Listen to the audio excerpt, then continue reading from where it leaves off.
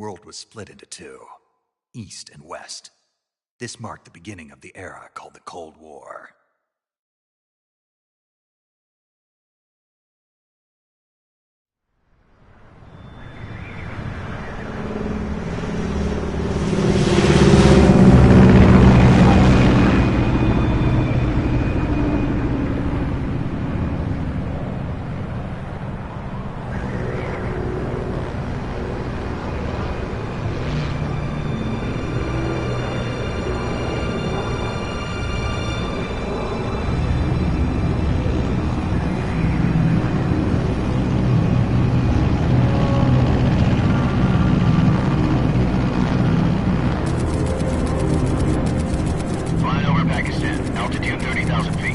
Approaching Soviet airspace. 20 minutes to drop off. Commencing internal depressurization. Equipment check. Arm main parachute. All right. You ready to go? Drop zone still showing a high pressure mass. Cav okay. Good. We've got high visibility.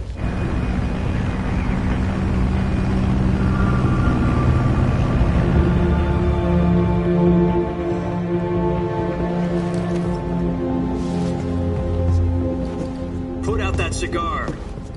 Connecting oxygen hose to interior connector. Put on your mask.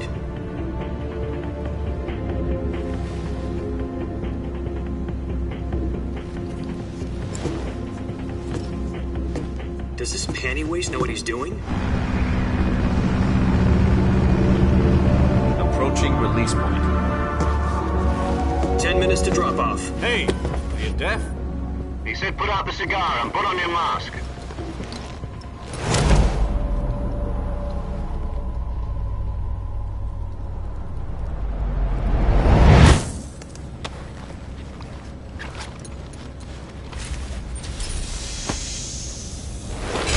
Depressurization complete.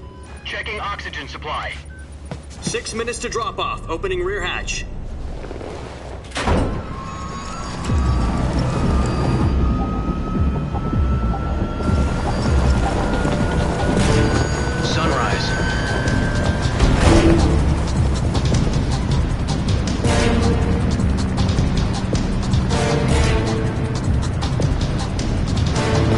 Temperature minus 46 degrees Celsius. 2 minutes to drop off. Stand up. You'll be falling at 130 miles per hour. Try not to get frostbite from the wind chill. 1 minute to drop off. Move to the rear. Activate bailout bottle. This is one for the history books. The world's first halo jump. 10 seconds to drop off. Stand by. Status okay, all green. Prepare for drop-off. Countdown. 5, 4, 3, 2, 1. Spread your wings And fly. God be with you.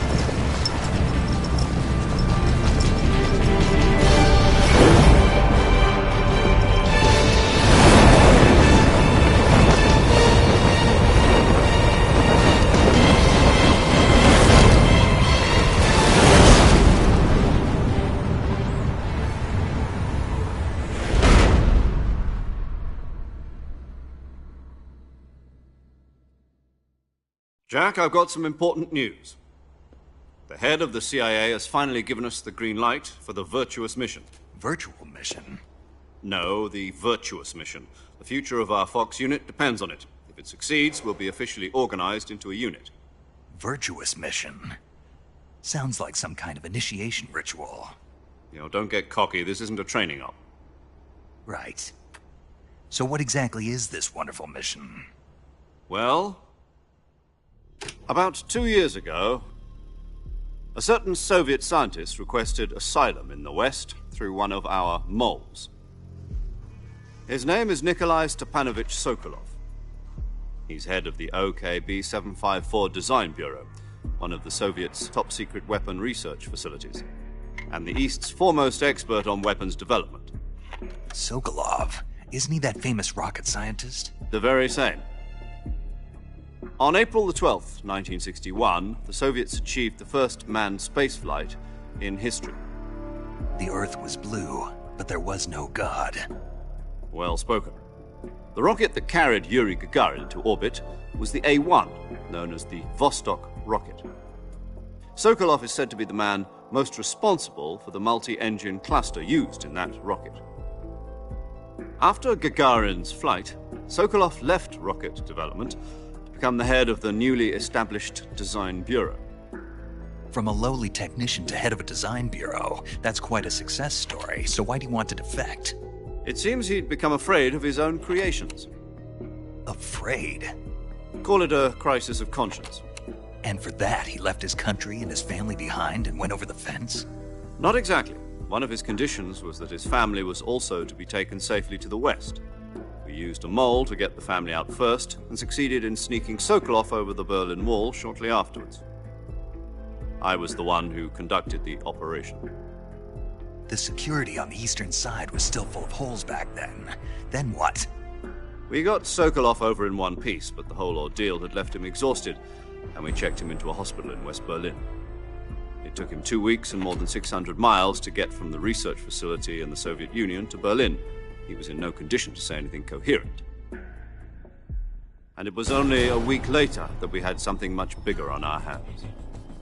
The Cuban Missile Crisis. October the 16th, 1962, President Kennedy received word that the Soviets were in the process of deploying intermediate-range ballistic missiles in Cuba. The President demanded that the Soviets dismantle and remove the missiles. At the same time, he announced a naval blockade to prevent further missile shipments from reaching Cuba. But the Soviets didn't back down, instead placing their armed forces on secondary alert. Soviet transport ships carrying missiles continued on course towards Cuba. US and Soviet forces went on alert for an all-out nuclear war. Frantic negotiations were conducted through the UN's Emergency Security Council and unofficial channels to end the hair-trigger standoff. Finally, on October the 28th, the Soviet Union agreed to remove its missiles from Cuba, and so the world avoided a nuclear holocaust. But in order to get the Soviets to pull their missiles out, we had to make a deal. You mean the one where the US agreed to remove its IRBMs from Turkey? No. The Jupiter IRBMs deployed in Turkey were obsolete, and we were going to get rid of them anyway. They had no strategic value whatsoever to either the US or the Russians. The Turkey deal was a ruse, a cover story that was fed to the other intelligence agencies around the world. So what did the Russians really want? Sokolov. They wanted us to return Sokolov. You mean the Soviets pulled out of Cuba just to get their hands on Sokolov? That's right. What the hell was he working on? At the time, we had no idea. We were running out of time. It was either give up Sokolov or risk full-scale nuclear war.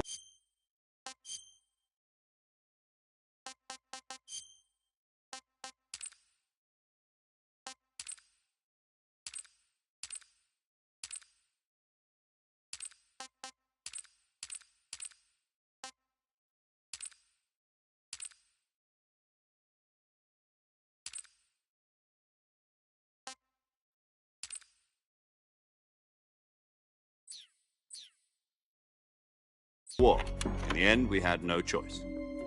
President Kennedy gave in to Khrushchev's demand. The next day, I got Sokolov out of the hospital, handed him over